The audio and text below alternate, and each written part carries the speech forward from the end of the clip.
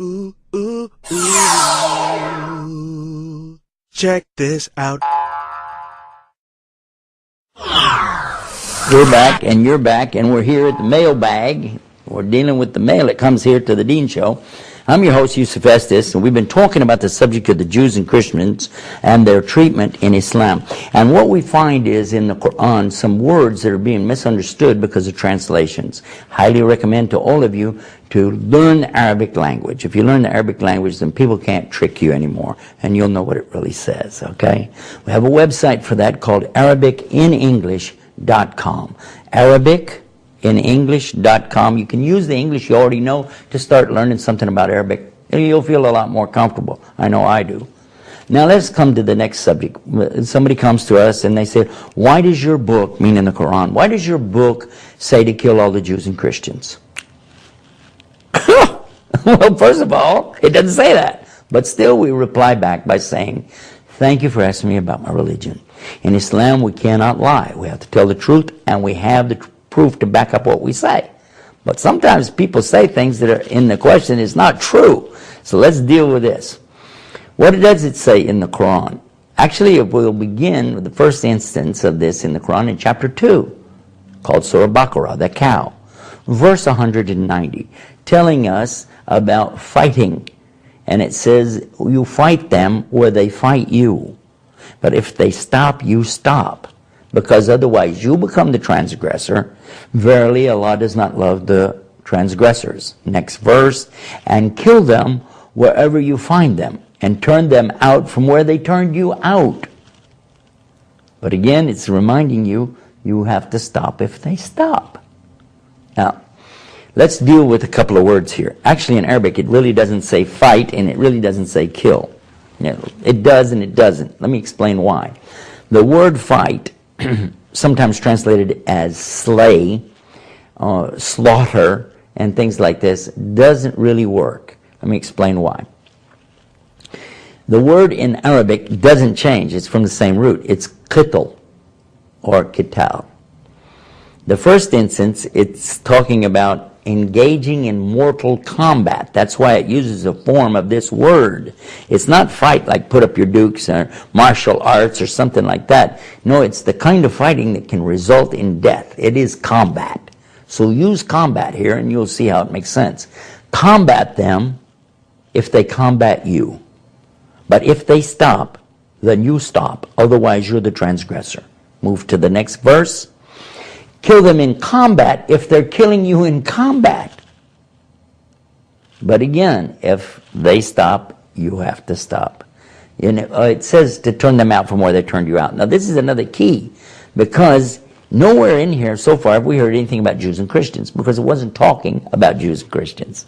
It was saying turn them out from where they turned you out. It was particularly talking about one instance that took place in the early days when the Muslims were literally thrown out of their own homes, off of their own land, away from their own property.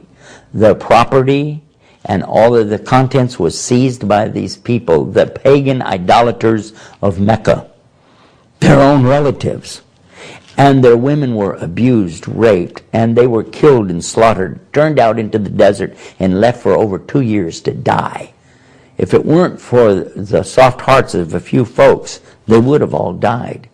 They migrated then to Medina, a faraway city. And in that place, they were able to become stronger. There were more people that came into Islam, and they wanted to perform what is called pilgrimage or Hajj to Mecca.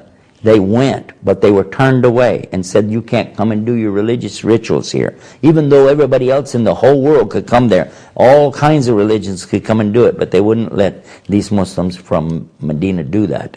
They made an agreement with them, and the agreement was very much slanted in favor of the Meccans.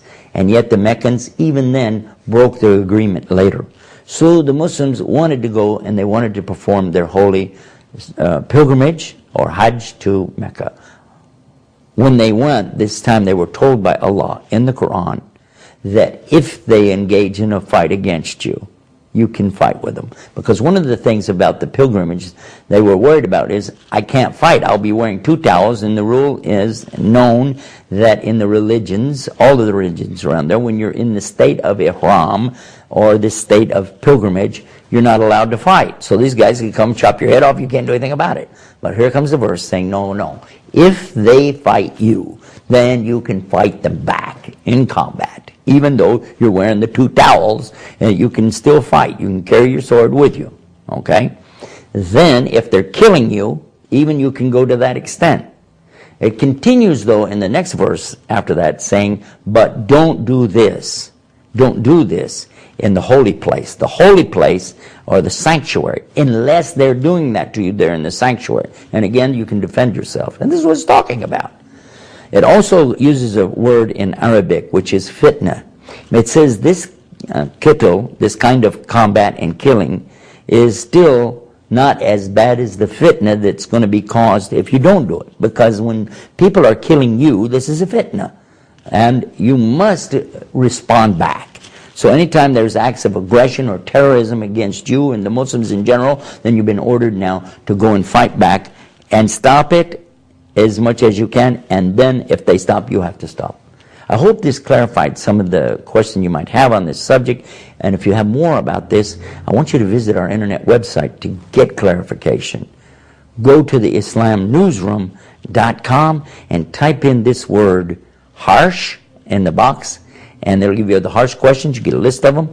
Or in this case, what you want to type in is combat to get this particular story. Until next time, this is Yusuf Estes saying peace. Peace be upon you. Wassalamu alaikum.